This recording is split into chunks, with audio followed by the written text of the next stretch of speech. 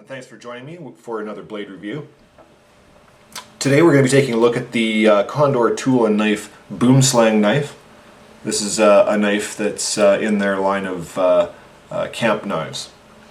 I originally purchased this knife as a possible replacement or backup to my Becker BK9, and I use that knife for all of my camping.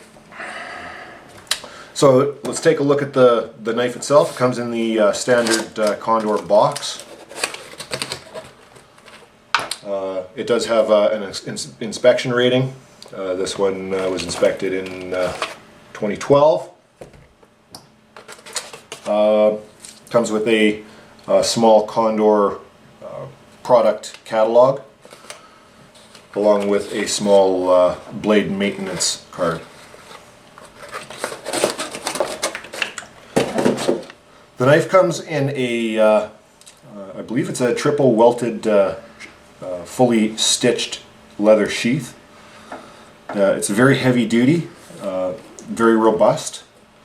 It does have provisions for a belt attachment, but really that's the only attachment point there is. It does swivel,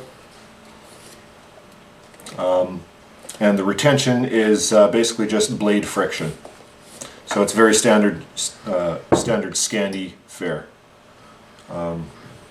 If you're planning on using this in any other fashion rather than just attached to your belt, you may well want to look into getting a sheath with a more formal retention system. The sheath, however, is very well made. The blade itself is a recurve. It's obviously much thicker at near the toe. It's a full flat grind. The bevel is slightly convexed, and it is, I believe, convexed by hand. Just because looking at the bevel itself, it seems to be slightly thicker on this side of the blade than on this side of the blade. I would say it comes adequately sharp for camp tasks. I wouldn't consider it like hair shaving sharp, but it's certainly utility sharp. The 11-inch blade is made from 1075 high carbon steel, which is kind of 1095's baby brother. There's slightly less manganese in it, I believe. It's a different way of hardening. I'm not really too concerned about this type of steel, providing that it's heat treated properly. The blade is a full tang design, so the blade goes all the way through the handle. It's secured by 3 brass pins and a tube pin through the lanyard hole at the rear. The handle scales are made from canvas micarta. They definitely have a definite texture. I wouldn't call it an aggressive texture, but it's definitely there. It really allows you to lock into that handle, and your hand won't move at all. It's a larger handle than most. It's flared out at the heel. However, the thickness of it remains constant from the front to the rear of the knife. This gives you a very robust grip, and really locks your hand in. You can hold it further back so that you can do chopping strokes a little bit easier and with more force. If you do need it for more detail-oriented work, it does have a front finger choil. I did note, however, that the finger choil is a little bit sharp. I think I'd like it a little bit more rounded, but that's certainly something that can be fixed with a file, which I probably will be doing. The blade thickness is 3/16 of an inch, so it is a very robust, sturdy knife. And again, it's an 11-inch blade. The weight is advertised at 1.35 pounds. That being said, we all know how knife manufacturers like to inflate or deflate their the weights on their knives. The manufacturer's suggested retail price on this knife is $119.99, $120. That being said, I did pick this knife up for quite a bit less on eBay, and you can find it on the internet all over for substantially less than $120. Like I said, I did purchase this knife as a possible replacement for my well-used and loved Becker BK9. So we'll just do a quick comparison. Again, the Becker BK9 does have a 9-inch blade, but there you can kind of get an idea of the size. The blade thickness looks to be about the same, but obvious size difference. As well, a big difference, and it was really one of the things that attracted me to the Boomslang, was that it was a full flat grind in comparison to the BK9's saber style grind. Anyways, we are going to go out and do a little bit of testing and bang on the knife a little bit and see how it performs. And then we'll come back and wrap it up. Thanks for watching, and we'll see you in a minute. Hi all, and welcome back. This is where we are now for the testing. This is my little chunk of the South Saskatchewan River. Now, as you can see, there is a couple of knives there stuck into a felled tree. This is beaver damage, for those of you that don't know what it looks like. Beaver just chewed it down and killed the tree, so it's a good opportunity to try some chop testing. So this is the Becker BK9 and Condor Boomslang knife.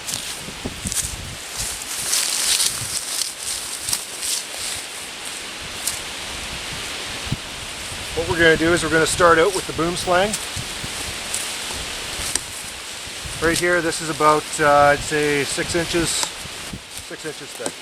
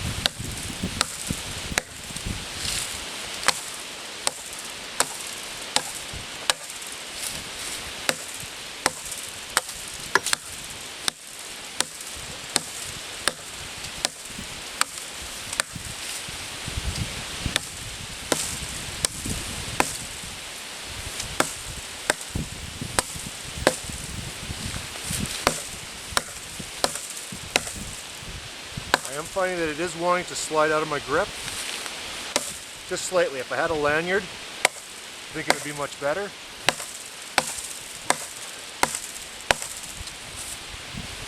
But just having to readjust slows me down. The rear part isn't really holding my hand as much as I'd like. There's very little vibration though.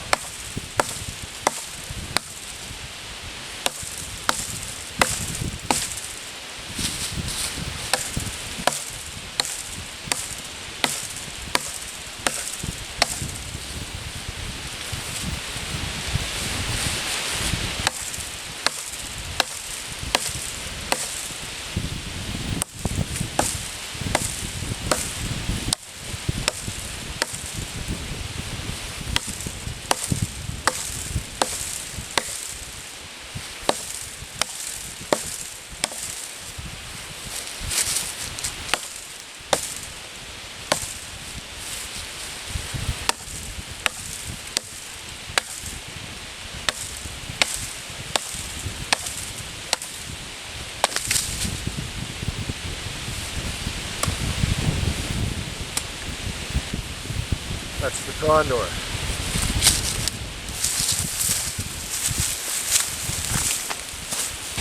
Okay folks, we're back again.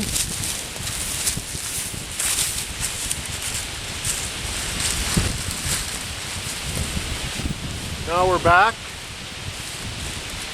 with the Becker BK9. We'll see how that compares. This one I do have a lanyard for. Much lighter knife though.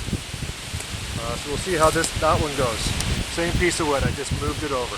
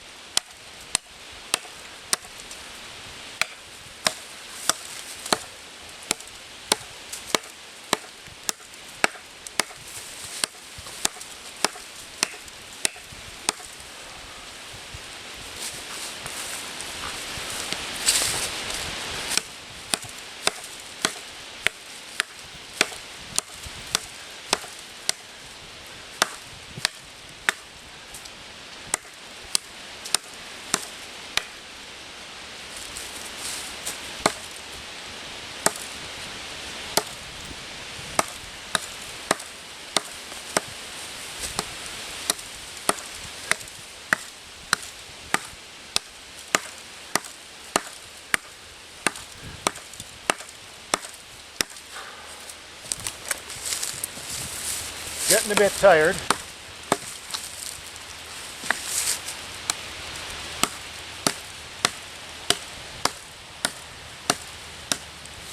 Always the time to be extra careful is when you get tired. That's when you start to make mistakes.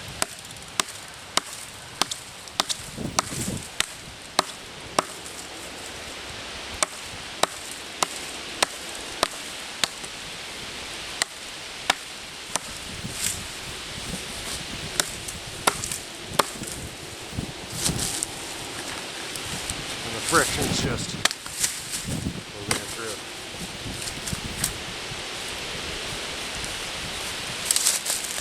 There you have it. Okay, here we are again, folks. The same place. I just figured that it'd probably be a good idea to test the splitting capabilities as well. I did just have at some smaller branches and whatnot, and both knives fared about the same, I would say. So now let's try a little batoning. Let's start out with the Becker. This is quite old, quite aged wood, and it's all hardwood.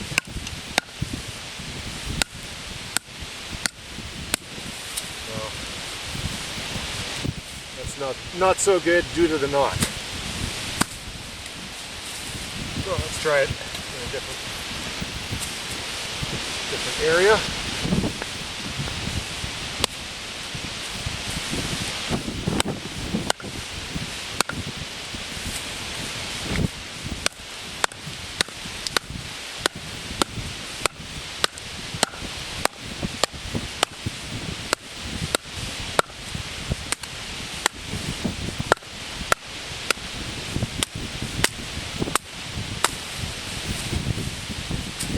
Okay, not bad, not great, but not bad. I mean, it's a BK9. It does how it's expected. Now note that this is a smaller piece, but it is substantially knottier. Let's try that one. I'd say I'm in about medium hardness of ground.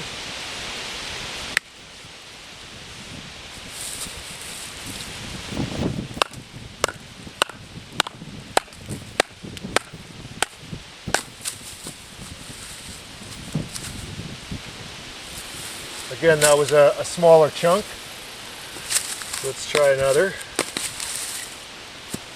The split that actually not so bad. It probably helps having the full flat grind.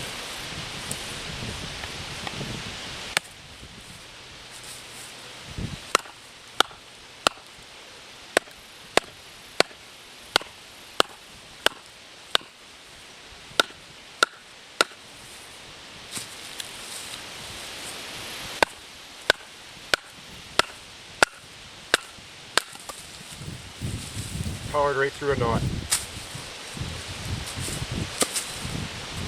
So yeah,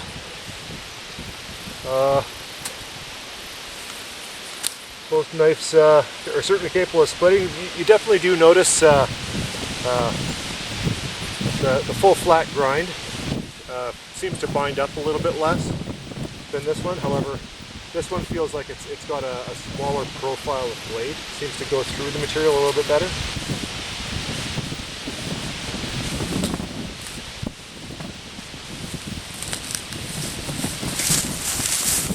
Alright folks, so I spent a little bit more time out there and did a little bit more brush clearing, grass clearing, a little bit more chopping, and a little bit more splitting.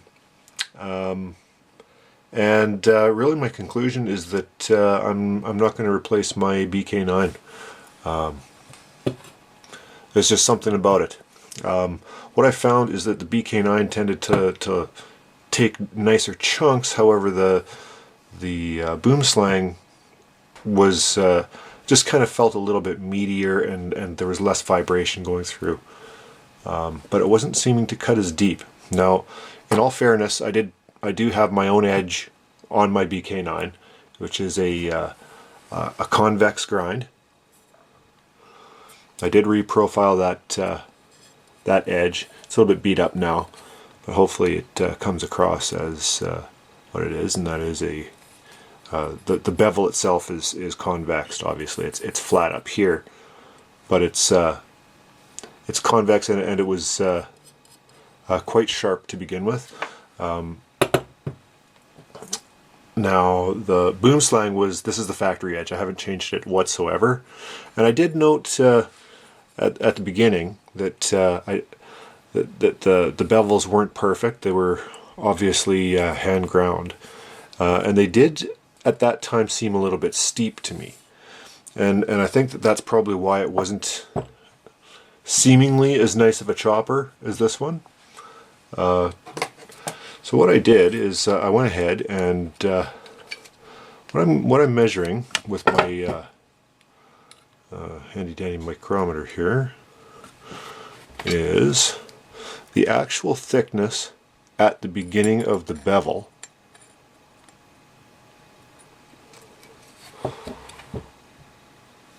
.127, and you'll note that pretty much stays the same.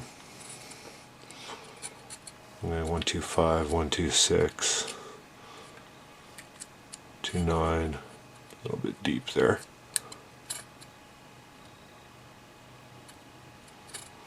Yeah, so basically 0.12 to 0.13, say. Now, if we take a look at the Becker, measured at the bevel,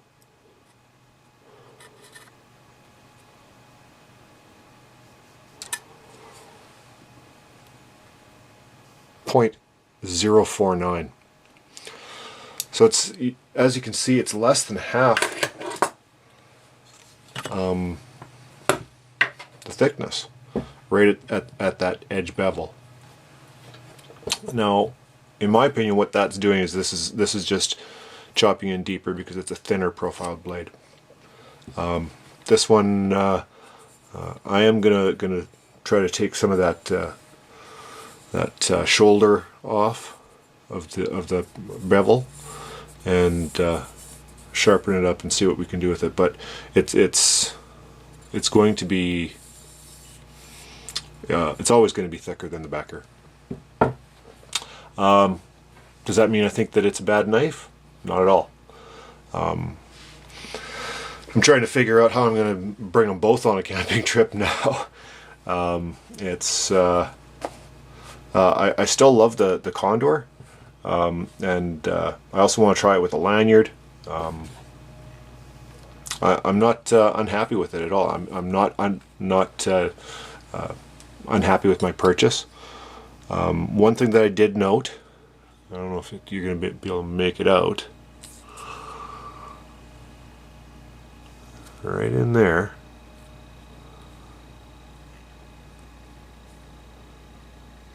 The blade did nick just a bit.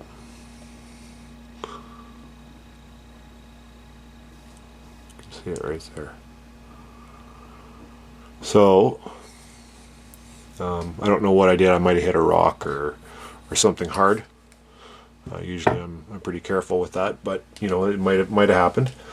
The rest of the edge is completely fine, and the Becker is, as always, it's unscathed.